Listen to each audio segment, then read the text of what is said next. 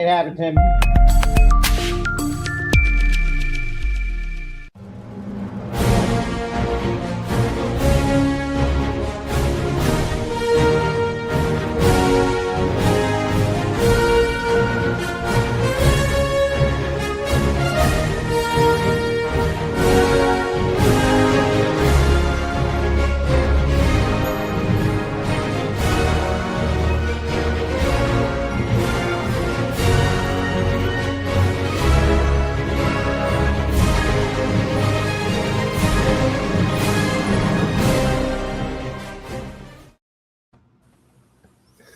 Hello, Internet. Welcome back to That Silverline Show on Tuesday. I'm your host, Tim TK, joined as always by Jose Fuentes. I'm just here to look pretty. Brent Larson. You are succeeding, Jose. And Ron Fortier. Looks like Ron has muted himself. Or is he doing the robot? Frozen. Nope, Ron disconnected. Okay, well, hopefully he can rejoin. May have lost internet or power, so we'll hear back from him soon. Okay. Well, following up on last week's topic, which is books that you should pick up if you plan on drawing or illustrating comics, these are going to be books you should pick up if you plan on writing comics. I will say that if you don't need to go to school to learn how to draw comics, you definitely don't need to go to school to learn how to write comics. Admittedly, now there are courses and like one-off classes you could take at even the community college level that are on comic scripting, which is great because that was not a thing like even like 15 years ago. As well as plenty of workshops you can participate in online, and those are probably going to be the best places to engage in like a structured setting or like a learning setting, because we've talked about before with drawing, like even if you are self-taught, you still need feedback or some sort of review, just because it helps, it runs at your edges. Same thing with writing, and just like artists, writers are known for being totally impartial and fine when receiving feedback on their on their work. Yeah. But yeah, we'll be getting into that. What books you can pick up if you want to be a self-taught comic writer. And oddly enough, several of these are going to be references to books that I got in school for creative writing, because I went to college for a general creative writing degree, which included classes on comic writing, but also you spend a lot of time in the area of you can't write genre, you can't write fiction, like it has to be literary fiction if you're writing fiction. And it's just very dry if you grew up on comics and genre. So I'll talk to our other writer in the room, since Ron is, I think, fighting his internet, maybe. I'm going to have my email open up just in case he sends something. But Brent, what is your background with writing? Are you classically trained? Are you self-taught? Are you a combination of everything? I'm self-taught. I have... Let me see. So I did write short stories and stuff when I was in school, and then when I was in college, I got involved with a Christian group called Campus Crusade, and they asked me to help write skits for them, which I did to the point where I think I did it more than I actually invested in my major. And I was just like, this is a lot of fun. And so I actually ended up coming on staff with Crusade. And while I was doing that, I started realizing I really enjoyed writing scripts or skits. I wonder what it would be like to actually write full-on movie scripts, because I've loved movies all my life. And so I took a correspondence course, which there was very little online component. I think the internet came like the following year or something like this. But anyway, that was like the late 90s, very early aughts. I took a correspondence course with Writer's Digest. I could say, so for the audience at home that grew up after the 90s, which many of them did, and have not known what correspondence course are, they do still exist. But correspondence course, Brent, if we can talk about it, you can talk about the technologies of it, but I believe it is where you would send your stuff in via letter or mail and receive feedback later. And a letter is like an instant message, but slower. Yeah, exactly. Wow.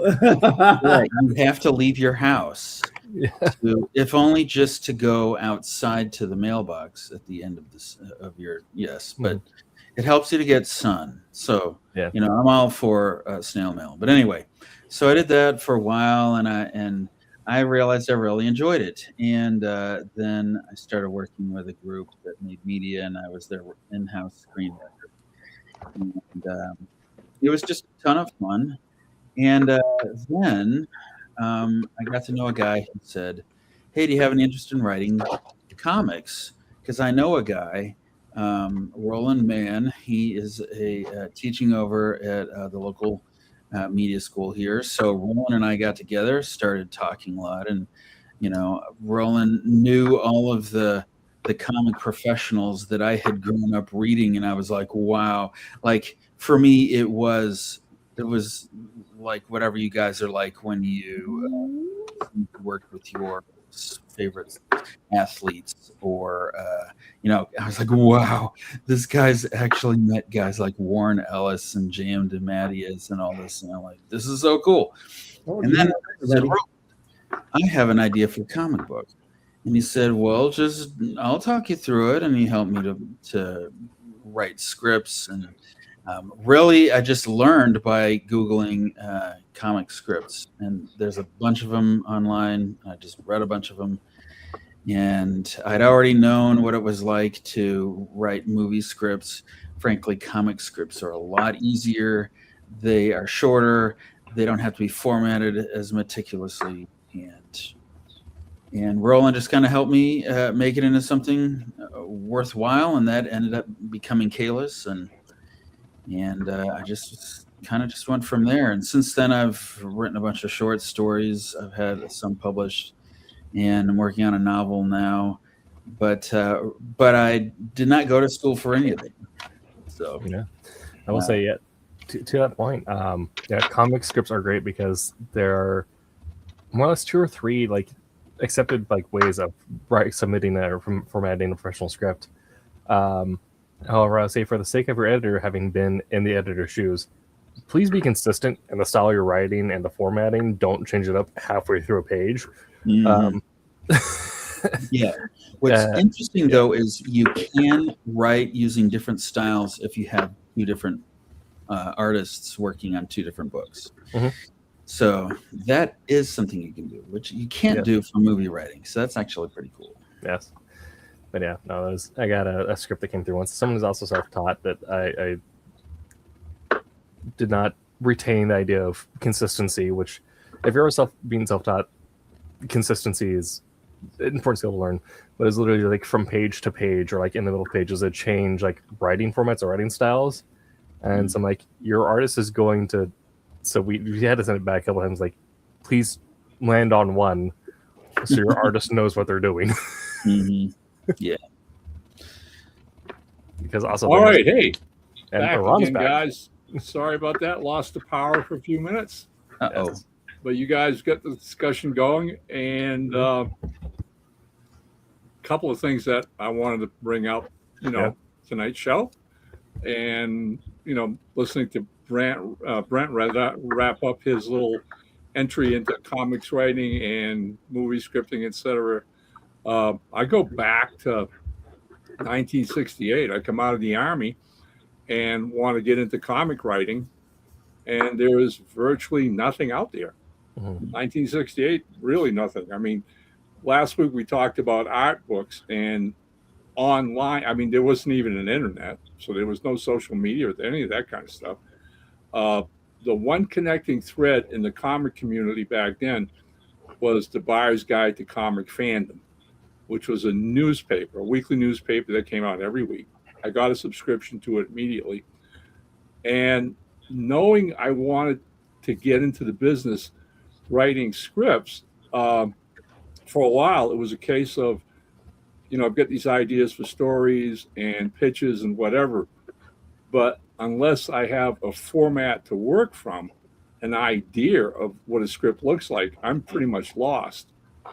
And lo and behold, I think around 1969, Charlton Comics, that little B company in Derby, Connecticut, all of a sudden in the buyer's guide is advertising this little book on how to make comics, how to write comics. All right. And it was the brainchild of one of their professional writers, a really underrated guy named Nick Cuddy, who later went on to create E-Man with Joe Stanton and did a lot of other things. But anyways, I see this ad and they wanted 50 cents for this thing. Okay. I mean, literally it was this size. All right. So, hey, 50 cents, what do you got to lose? I send them 2 quarters and I get it back. And I sent you guys the images of this, Tim or Jose, if you want to put it up. Let's see. That's the first one on teaching. Yeah. There it is. All right. I mean, literally, this thing had everything you wanted to know in this tiny little digest about how to write a comic book script. At that particular time in the history of the business, there was only one format. All right. I mean, we wouldn't get to the whole Marvel style of writing until Stan Lee and Jack Kirby come along in the late 60s or whatever, developing that style and sending it out to people. So up until this time, full scripting is what it's all about. And I have still got my copy of that little book hidden away in my office someplace, dog-eared, because basically it was what I needed. It was this is the format. This is how you write a comic book script. So if you want to get that picture off, let me hold this up. There. Okay. So let me show this up close. There you go. This is a typical full comic book script, which I learned over 50 years ago from that little book. And from that little book and that script, I started writing stories and submitting them and going on. That little book was invaluable to me. And I, since over the years, met other professional writers who started the same way with that tiny little help. All right. Yes. The thing is, what we're talking about here tonight is ultimately there's 2 alleys of, what happens from this discussion on how to write comics. And one is, what we just talked about, learning formats. All right. Well, formats is one thing, but formats is in storytelling. And that's, again, what was missing for the longest time in the community. All right. And unavailable. All right. Basically, you could find this little book. You could have friends who would send you scripts or whatever. You could write editors at this time, and they'd send you copies of scripts so you could learn formatting. All right. That only benefited them as well, that you learn the process when submitting stuff. But nobody was putting out actual books on their philosophy of storytelling. Now, jump ahead, like I said, all these years later, and learning what we were going to be talking about tonight, I spent maybe 20 minutes on Amazon a couple days ago, and under the title of, writing comic books. And holy smokes, up pop all these, amazing books by some of the best well-known writers in the business. And I sent you guys, a lot of the covers of this because, I could have sent you guys 100 images of 100 books. There's probably 200 out there right now. But I zeroed in on what I consider some of the best writers in the business, who everybody knows, who everybody appreciates, and just wanted to throw those up here for anybody watching and listening to this to know that these books are out there. number one, obviously, up there is Stan Lee. Aside from what we talked about last week, the book on how to make Marvel comics, Stan actually did a book on how to write comics. And although I'm not familiar with it myself personally, I would hazard a guess that he probably delves a whole lot into Marvel style format, which is writing, plots per page, then allowing your artist to break it down into panels and art, and then back to the writer to add captions and word balloons. Yeah. If I remember correctly, this book, he talks a lot about pacing and beating, because essentially that's what a Marvel style is, right? Is you're creating beats and letting the artist fill it in. Right. And so this is a really good treatise on how to have compelling beats in an action story. Right. Now, I mean, there's always going to be a debate amongst writers about, which is better, full script or Marvel style, pro style, okay? I mean, plot style. And I started learning writing full scripts. I've done this kind of writing before. I'm not all that comfortable with it. And I mean, I can pass along a cautionary tale of why this particular style or format has certain pitfalls. Back in the 70s, there were two well-known private eye comic books from two different companies. And the companies merged and decided to do a crossover between the two private eye characters.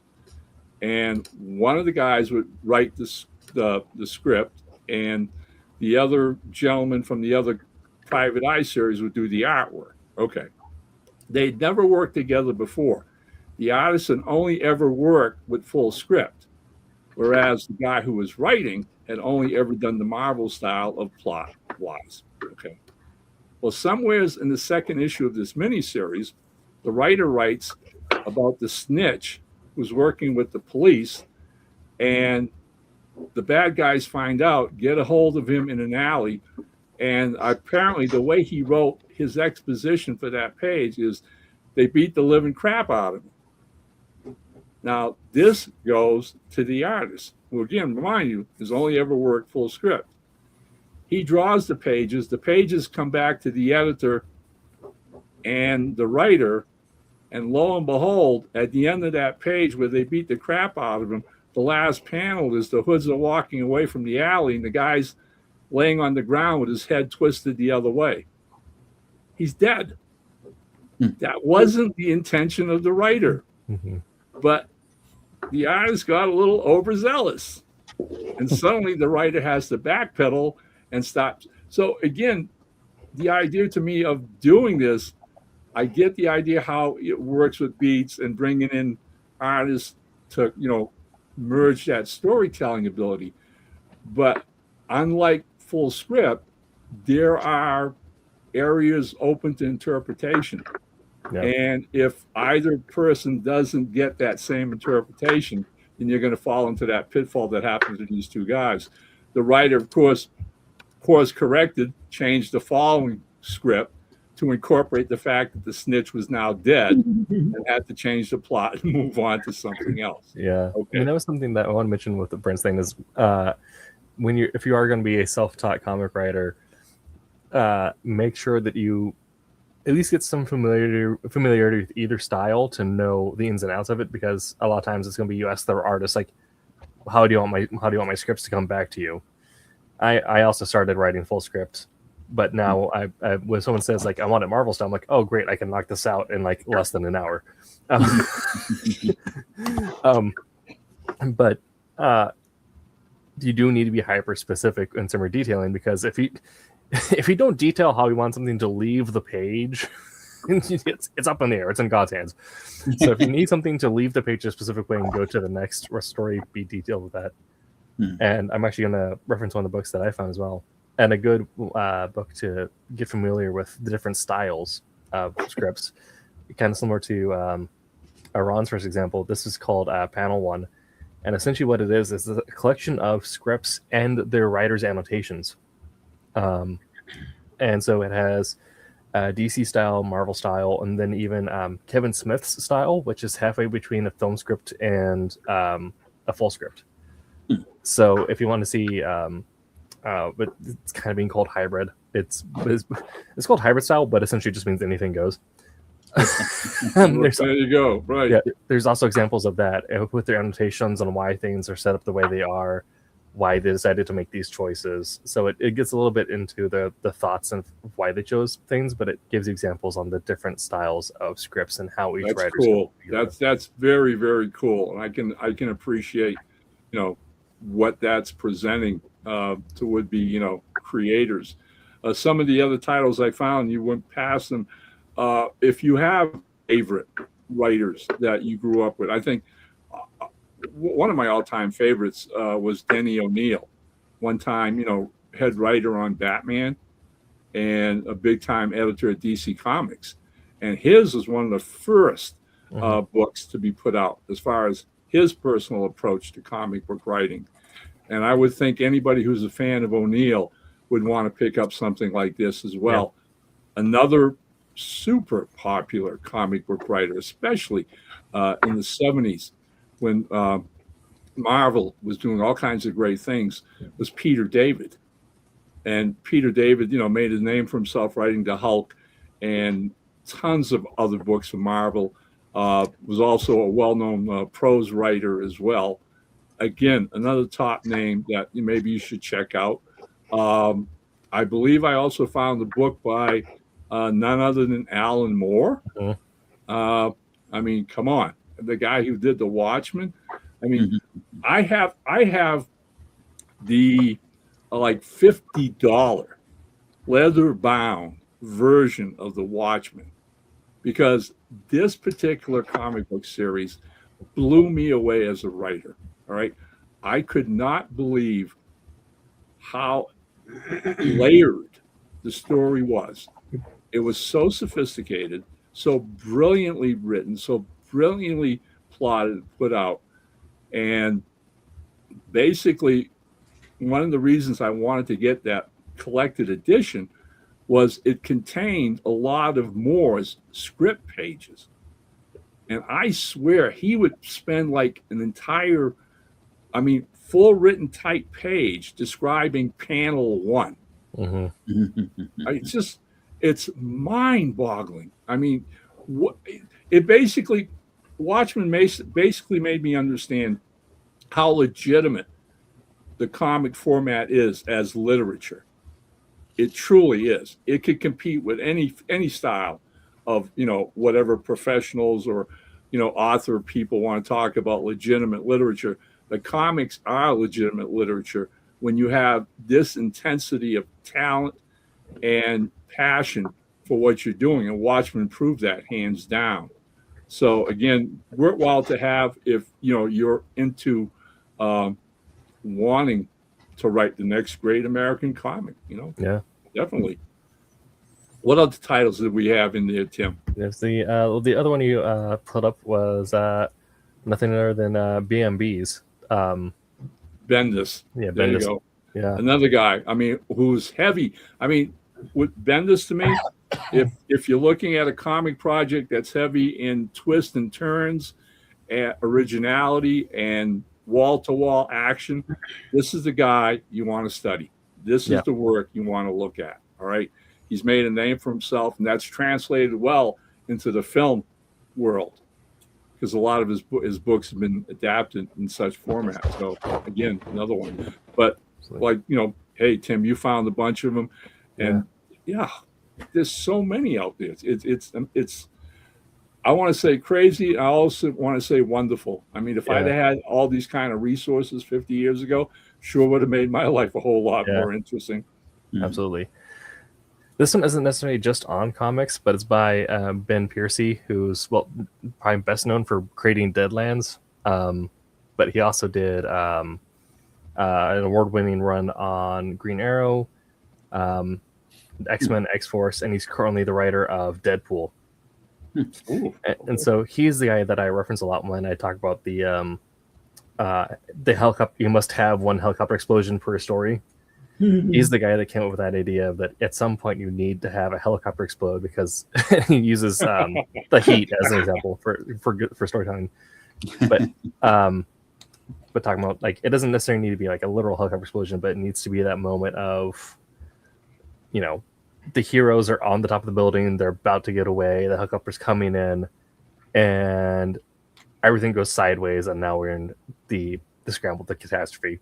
And so he takes the idea of like the false death or whatever from the hero's journey and contextualizes it in superhero action.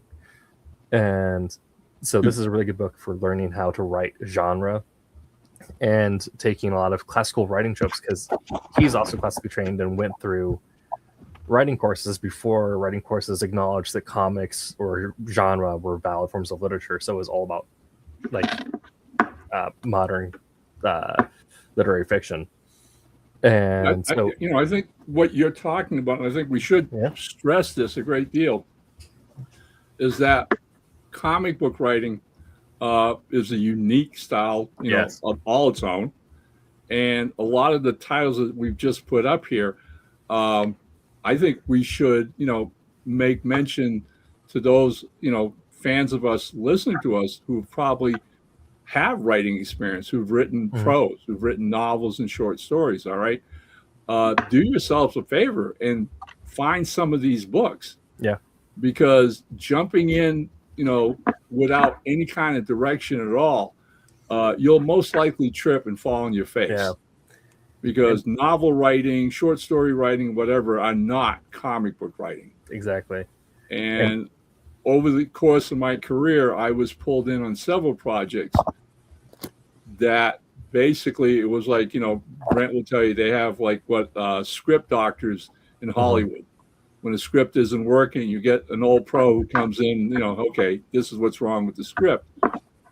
Well, in the course of my career, there were twice over like a 10-year period where publishers had hired New York Times best-selling authors to write their comic books. And these guys had absolutely no experience writing scripts. And within one or two issues, they were driving the artists crazy and the editors.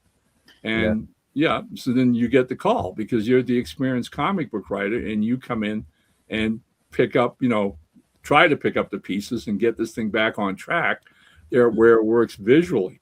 Yeah. So again, if you're listening to us and you have prose experience and you want to write comics, I say go for it, but do your homework first. Okay. Yeah. Get one or two of these books at least. All right.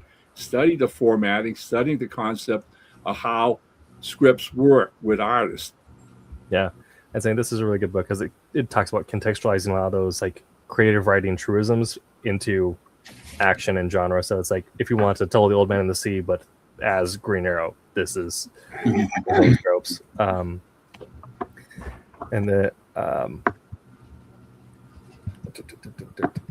then similar to Danny O'Neill's, like if you go to any writing course that has like if you go to any community college it does like the comic writing course for a semester, then you're probably going to get this book and you're also going to get this book.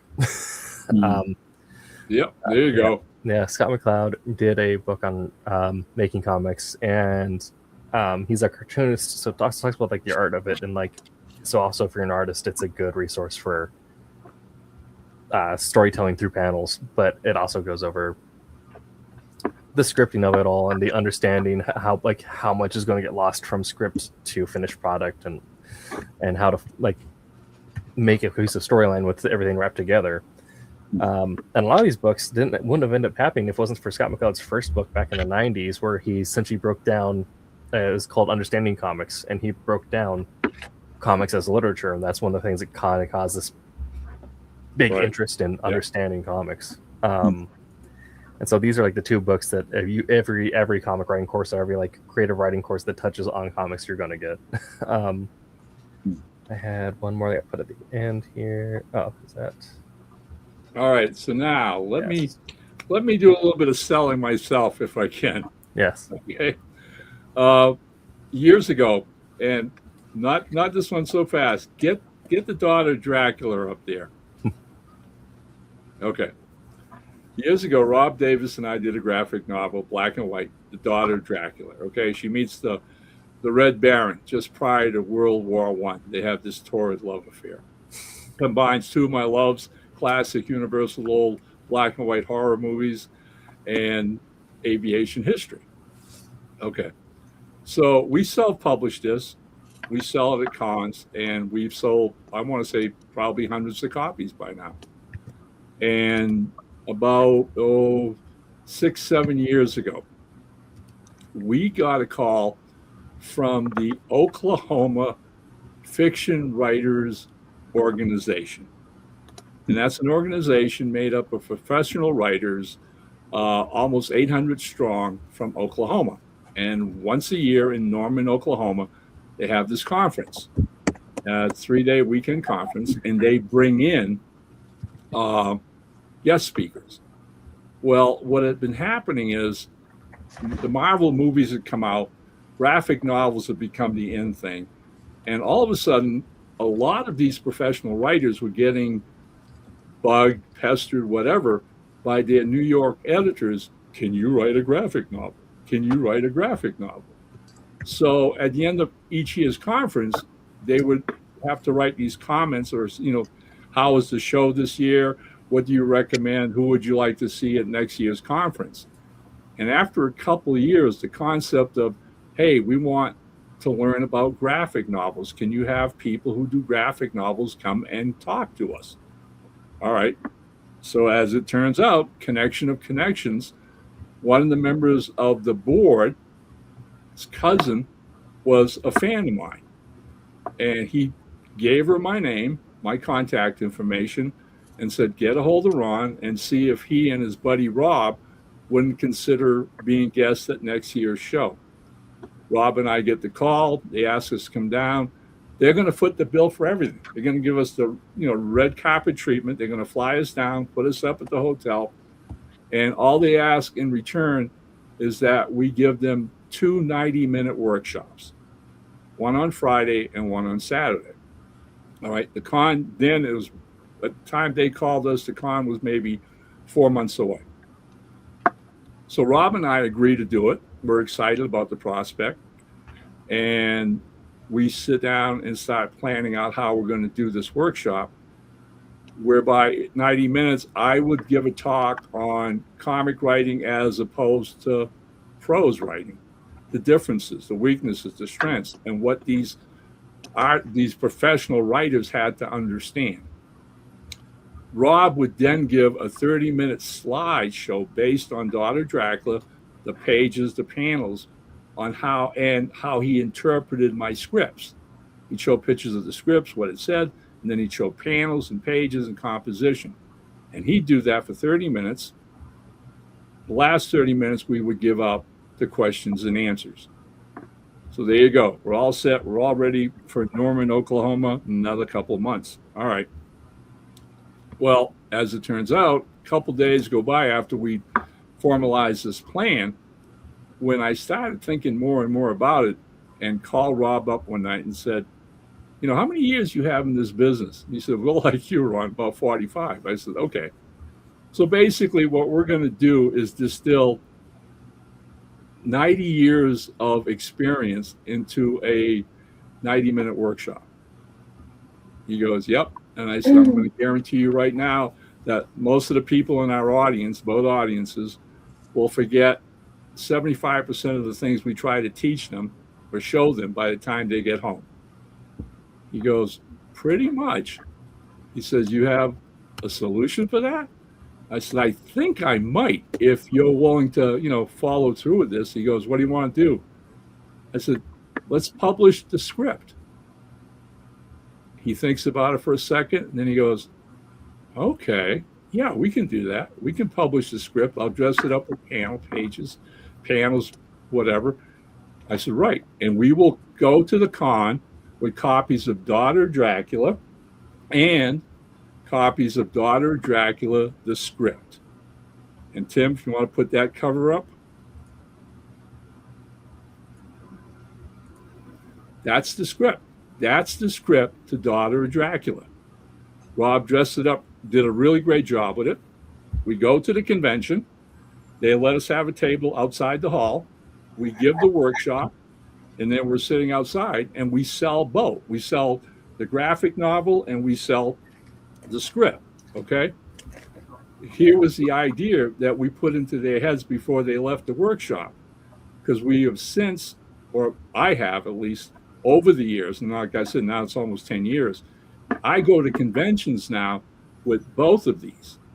Because basically what I do at conventions, and you put the camera back on me, if you will, Tim, I'll hold up a copy of Daughter Dracula and tell the would-be fan at my table, okay, so buy this and buy this. It's your 2-volume how to write comics. Because basically, you can go this route. You can take this, flip through it, find a page, a script page that you find particularly interesting, all right? But then in your mind, you're saying, all right, so this is what Ron wrote, how he described it, how he set it up, but how did Rob draw it? Pick this up and go to that page and see how Rob interpreted it. Flip it around. Would-be comic artists, you want to learn more about scripting, you get this. You're flipping through it. You come to a page that you like, that you find the panel, the compositions intriguing. All right. Wow, that's an awesome page. But how did Ron actually write it? Go back to that. I have sold so many of those over the last 10 years. And here's the joke, guys, you'll appreciate. All right. I generally sell them together, like $10 a pop at the tables. Both are available at Amazon. Just want to let all our listeners know, still to this day. But every now and then, I'll have a would-be fan, wannabe writer, creator, just buy the script book. Going back to my days when I got that little book. They just want to know the format. They just want to know the script. But again, that 2-book process, look at the script, look at the actual completed artwork. I mean, that's how you learn. That's how you see how both creative forces, literary storytelling, visual storytelling, work. So that's number one. All right. Now, that does well for adults. We sell a lot of those. We keep selling them, going to conventions constantly. And you have these parents and their little kids come up, 8, 9, 10 years old, right?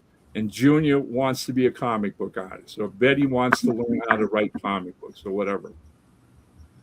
And I can show them the Dracula script book, but Daughter Dracula is for adults only. We'll shy away from that, please. Thank you very much. But it still bugged me that so many of the how-to books, again, were set up primarily for like college age and adults. And I kept wondering, all right, again, inspired by that crazy little Charlton book, all right, could we do something geared specifically for younger kids that would encapsulate in one package this whole concept? And that's when we came up with, and you showed the cover of it before, Tim, all right, how the Mr. Jigsaw special, how to make a comic book in a comic book, all right?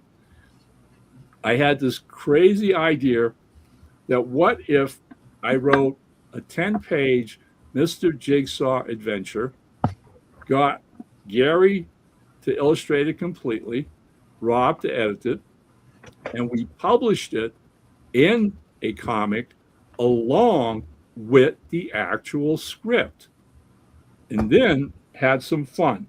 Okay, so put the camera back on me and watch what happens with this. I have sold hundreds of these things, okay?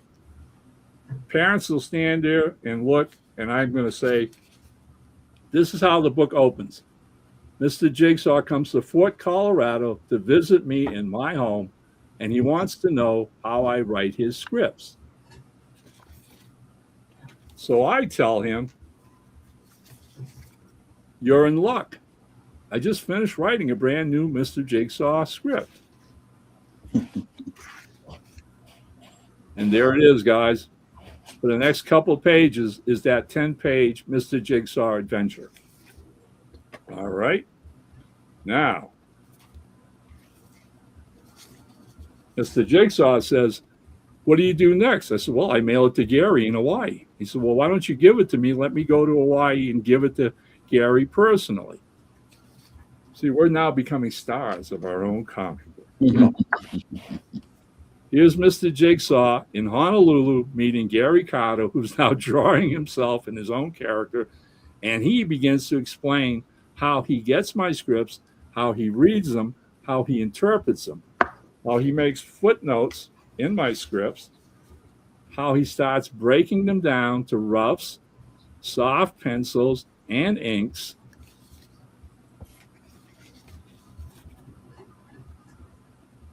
Still working off that 10-page Mr. Jigsaw script. Those are cleaner than my roughs. Until he's finished.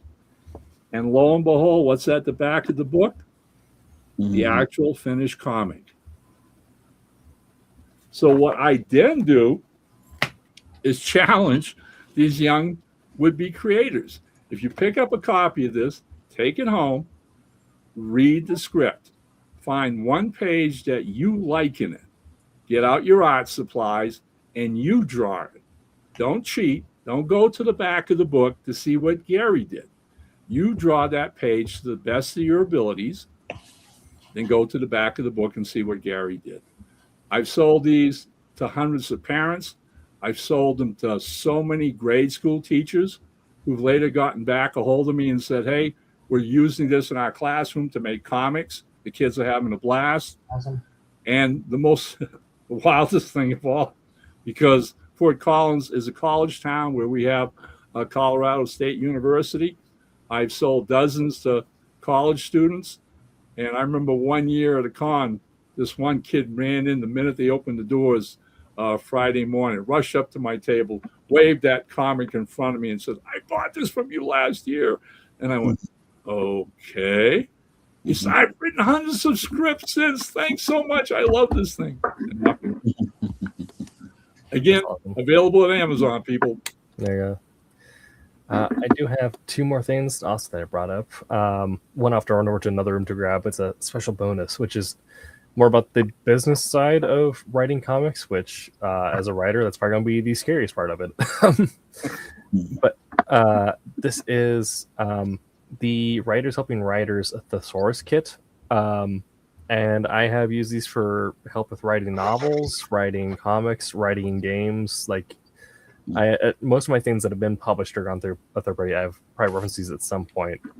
And so it's not just a traditional thesaurus in that it's other words for one word. It's a more or less like a trait guide or a description guide. So like the one focuses on emotion thesaurus, but they have ones for negative traits, positive traits, they also have things for settings, scenes, what have you. And so if you're dealing with creating the backbone of a character, what have you, and you come up with like the rough ideas like, well, this is probably what drives them, or this is like their key defining things. So if you're wanting to come up with a archetype for a villain, right? Like okay, they're a power hungry narcissist. Their positive trait is that they are, dedicated and committed, because those are positive traits. And then the source guides, when you combine them, will go through how do these traits interact in personalities, what kind of personality types do they create, and it's not only is it created by actual fiction writers, but they've referenced clinical psychologists and all other stuff.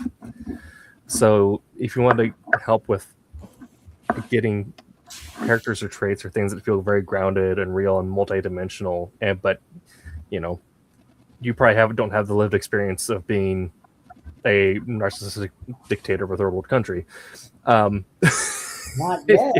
If you do, who knows? I mean, hey, Maybe a minor country. It's Minor on my country, list. But if you have not yet ascended to the throne of Latveria, this gives you a grounded and science-backed understanding of how do these personality traits interact, what kind of reactions can you expect, and what kind of wrenches can you throw in there to,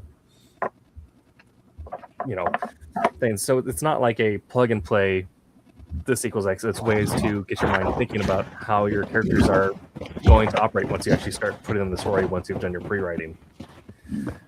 And so those have been very great because there's a lot of things where you don't necessarily have the lived experience, but like, say you wanted to better understand the mindset of a traditional honor-bound samurai, you have the historical means, and then this is a distilled, how do you translate that to fiction?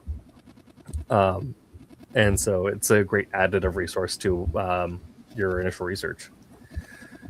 I'm going to turn off my camera real quick while I grab my other item around the corner real quick. He's driving an ice cream cone. Don't let him lie to us, there, guys. He's driving an ice cream cone. Him.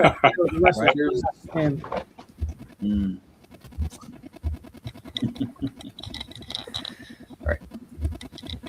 So it's gone by many names, and this isn't the one you need to get, though this one is great for modern creators, but it's the classic concept of the industry rag, which, if you don't know what that is, the rag is an old term for magazine, which, if you don't know what that is, it's like a blog, but on paper. Oh, man. You're going to date us all real quick, Tim. So this is back in print now, recreated Comics of the Magazine. And I happen to get this one from a certain man whose initials are SS. Don't talk about it. Anyway, so this goes over the creation of Absolute Batman in this issue. And Admiral Industry Rags have similar stories where it's conversations with the editorial and creative teams about the business side of things and the fact that it's, in indie comics. And then they also talk about this because they also go about the relaunch of Chew, which the way Chew's done is that it's the creators make something, they send it off, and it gets accepted in the back and forth from there. If you're wanting to work for DC or Marvel, which, if you're a younger kid and that's your goals, go for it, dude. Be honest with yourself. Don't try saying you're high and mighty if that's what you want to do. You're going to have to be used to the weird pitching process that gets involved there, and this details how the editors reach out to a creative, the creative reaches back out, they assign project heads, they assemble teams and staffing and all that stuff. So it talks about the staffing that went into DC's Absolute Universe, which is going on right now, as well as wild ride. It is a wild ride, and so it's the hottest thing in comics right now. And if you want to know the business side of how that came to be, you can get it for $2.99 or free if you know someone. Yeah, somebody SS, wherever you are. Yes. But yeah, it is also something that we have. I mean, Ron talked about the start. Is before the 70s, 80s, we had no materials on drawing comics, and then we had no materials on writing comics, and now both things are happening. And now we don't have the same guides for the industry side of things. There's I don't know how many books on how to break into Hollywood as what have you, or the the publisher's guide has been around literally forever for writers and pros. You just got to join the mob. I mean, that's what Brent did, but it was a pretty Dr. local Nero mob. and Joe Pesci and so many other people. But because comics is built on zines, essentially, the industry rag has kind of been our go-to thing for talking about the business side of things. And so if you want to get familiar with how that all works. What did you call it? The magazine that the young whippersnappers are calling it now? Oh, this one is Comics of the Magazine. No. What did you call it? You called Rags. The industry rag, yeah. Rags. Yeah. So hey, one of the things, we should also talk about with this topic, all right, is the fact that, hey, Tim, you took a class from Roland, right? Mm-hmm. Okay. Again, that was totally unheard of when I even got my career going in the late 80s, early 90s. Mm-hmm. But no longer the case. I mean, there are a lot of community colleges, straight up four-year colleges, literary, literature departments or whatever, that are now offering really decent courses in comic creation. All right. Yeah. And so I'm just out of curiosity, just wanted to pick your brains a little bit about that. what was your overall thought when, and did it, I mean, did you have expectations of what you were going to learn? And did Roland cover strictly the creative process, or did he delve into other things like the business end of comics, the concept of preparing presentation packages? How whole was the the conceit of the class? Yeah, I mean, when I went through it, I don't know if I mean, I guess first question. When I went through my creative writing program, my first assessment or first goal was that I was actually going to move into scripting some form of interactive entertainment, whether that be games or ARGs or something like that. That was originally, but I had grew up reading comics and still reading comics all throughout school. And then when I took that writing class, it revitalized that love. I'm like, oh no, this is what I want to do. And then of course we got this in that class. We got this there. I believe we also got some of the scripts from here added as well. But those are all things that got offered that we got as part of the class, part of the instruction, which are all great. And so going through it, don't really know what to expect, but it was more so on the creative side of things. The way that school worked is it's very accelerated, so you don't get a whole lot of time to delve into things as much as you might in like a traditional like semester-long course. It was more so like if we were to go and do a workshop at a community college, which is something we mentioned when your power went out, is that even if you are self-taught, you can still, pay however many dollars, like less than the cost of tuition for sure, to take like a month-long workshort at a community college in your area. Right, definitely. And get good feedback on your writing. Those are the kind of classes I taught here in Fort Collins. And they were great. I absolutely loved doing that.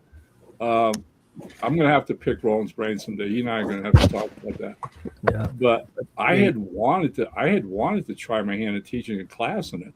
Mm-hmm. And over the 5 courses that I did teach, over like a 3-year period, it was fascinating to me. I mean, I had students in one class. I had students from a young lady at 13 to some guy at 62 years old, who wanted to know how comics are made, how they were created, and tried their hand in writing them. Yeah. And it was a case of, again, looking back on my own life, I set up a syllabus, how I would do it. I mean, the first class was basically just that format thing, about showing them the script thing, but then pushing them to write, so that by the time they left the first night of class, they had an assignment to write a 5-page script. All right. They'd gotten the script format. I'd had, things printed out. Every week I'd have something new printed out for them, but they would have to write every week, send them to me digitally. I'd go over them. The following week started, next class, we'd go through every script that I'd gotten, what worked, what didn't work, why it worked, why it didn't. And the process of doing that helped me to formalize and be aware of the things that I had just picked up doing this stuff. All right. It's just, that's that different side of it, that different look at it, to the point of, I might have mentioned this, to you guys before, but I remember being so happy that first semester, that first course went so well that before it wrapped up, I literally got them all to write 8-page scripts and reached out to a lot of my professional colleagues in the business and asked them if they would be kind enough, pro bono, to actually illustrate these stories. Never told these students this. They illustrated all 8 of them. We put them together, went to Kablam, and actually printed a comic book. And about 2 weeks after the class was over, we got together at a local comic shop, and I gave them each a copy of their first ever comic book with their printed story in it. And man, talk about icing on the cake. I mean, I was reliving my own fun, all right? That old rush that I'd had when I broke into the business and was seeing my stuff in print. So there's a magic about comics. And whether you're learning it, teaching it, a part of it, hey, open yourselves up to it because you can learn so much about storytelling. Yeah. Yeah. I would say like a lot of the business side stuff of the things I didn't end up picking up until I had to do extracurriculars on campus, and like as part of a what's it called, the Collegiate Scholars of America, that I had a so I was in that honor group, and they had a lot of stuff that happened outside of the normal curriculum that went over the business side of things. And then also, attending panels, which, even if you are a working professional, if there is a creator that you want to like not emulate, but you want to learn something from, and they're doing a panel at a concert near you, there's still value in going to that. And so that's how I kind of picked a lot of the business side of things. And then you get tossed into the deep end once you actually start working in it, and you have to deal with it. Nothing can truly prepare you for the beast. But yeah, I would say that kind of like we talked about with the art class, or with art books last week, is that it is entirely viable to be a self-taught writer, to be a self-taught artist. However, that group feedback, however you can get it, however it works best for you, is going to be invaluable in whatever you can do it. And then just finding someone who's been in the industry who can tell you, like, it doesn't necessarily need to be like an entertainment lawyer, because you're probably not going to be able to find one that is within your budget when you're first starting out. But finding someone who has been in the industry for a few years longer, that you can send them a contract and be like, am I getting screwed with this one, or is this good? Exactly. Yeah. Totally. Oh yeah. Oh yeah. I've gone after some people with some money, and knock on wood, have a good lawyer friend who's there when you need him. Yes. Yeah. Yeah. That's gonna be we talked about it a few times, because it's something that's always weird to talk about, because it's like the last thing you think about, but it is, especially for an independent space where you're outside of a traditional organization. Like if you're working for Marvel and DC, your work with them is largely going to be guarded by their legal teams, and so if someone doesn't do their job, then you don't need to worry about going after them. If you're sticking independent and you sign something with someone and they have taken your IP and ran or done something, congratulations, you are now your own legal department and need to hire to figure that out. Yep. And as varied as it is, as wide as it is, in the end, it's a really small community to the point where how you behave in it really gets known real quick to other editors, publishers, and creators. And if you're one of these people who don't honor your commitments, honor your word, don't be surprised if you find yourself on the outside looking in all too quick. Yeah. Because that will spread real quick, okay? I mean, things like being professional, like meeting deadlines, all right? And again, like we're saying, you make a commitment that you're going to deliver this script on such and such a date. You deliver the script, all right? And people are going to pay you, the same idea, all right? It's just, you keep your word. If you don't, like I said, regardless of who's right, who's wrong, that sets up a reputation you don't want to have, all right? No. You want people to know you're reliable, you're honest, and they can depend on you, and especially in a creative endeavor, okay, where you're working, side by side with another creator, and you have each other's backs. You have your artist's back, he has your back, and it's what you do. But again, like I said, it's not that big a world. It's a small community, and people who leave bad marks in it, they get found out real quick. Yeah. I mean, that's one of those things where we haven't used any names, but we sometimes talked about people who have run Kickstarters, or a certain individual who's run a Kickstarter, taking the money and run. And if someone who's like only like they were connected to people who were involved with Silverline and Scout, and so however, it's because everyone is on Blue Sky or X or Threads or what have you, and is talks about their experiences and tries to make connections. That person is known by name by Jim Lee, who's president of DC, and the way he handles that means that he's if he ever works in comics again, it's going to be something that he has to make happen himself. And so it's one of those things where also just being respectful of the people around you. It doesn't matter if you have like differing thoughts on certain things, like don't try to start beef. Trying to start a fight with another creator for anything that doesn't involve someone potentially dying. Remember, when you guys see Tim throw me through a table, it's all planned in advance. Yes. Yeah, it's all part of the kayfabe.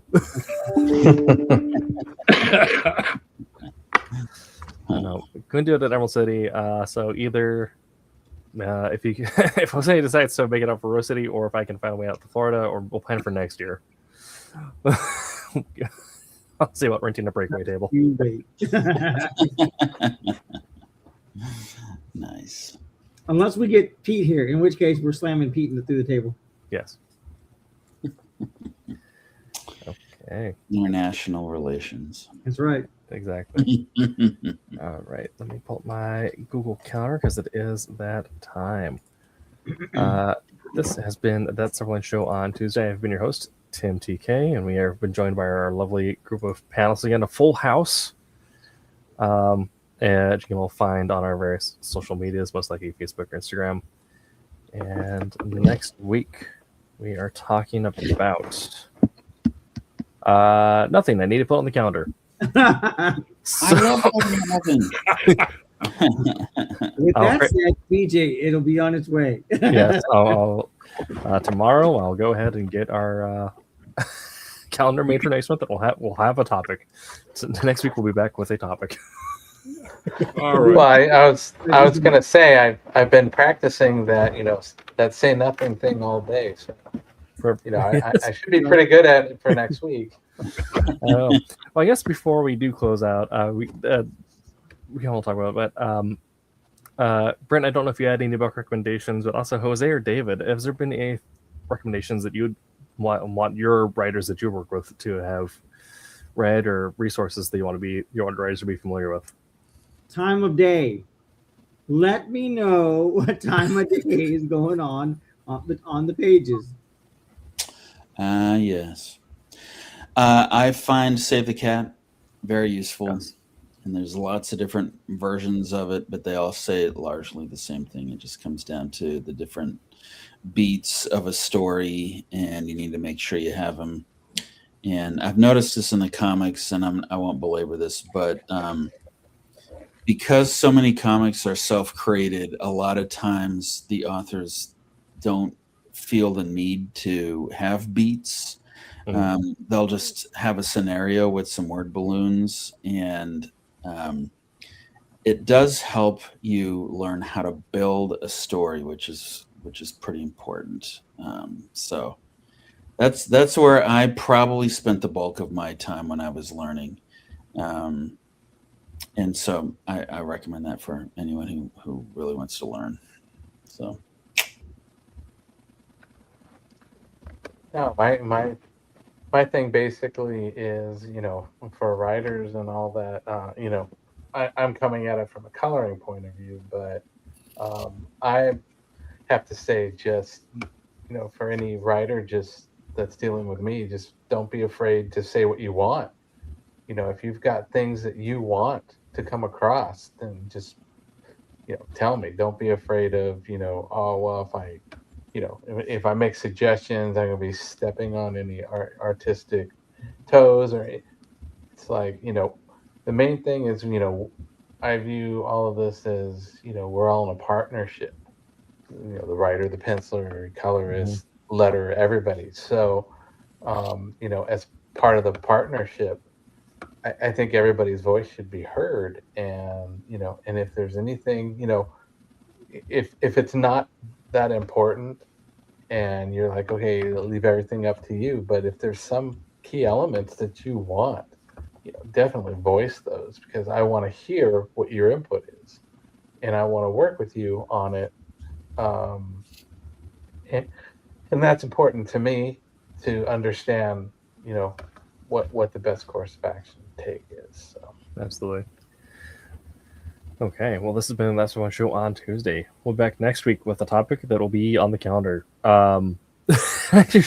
And before we sign out, though, I definitely want to say, probably for a whole lot of our listeners, this is Holy Week, and I want to leave them all with a very happy Easter, everybody. Yes. Enjoy your Happy Easter one. Eat your kids' candy. Yes. Yep. There you go. Okay. Well, have a great night, everyone. We'll see you next week. But until that time, Make Make mine Silverline. Make mine Silverline. Hey, this is Paul Pelletier. Make mine Silverline. Is that okay, Roland?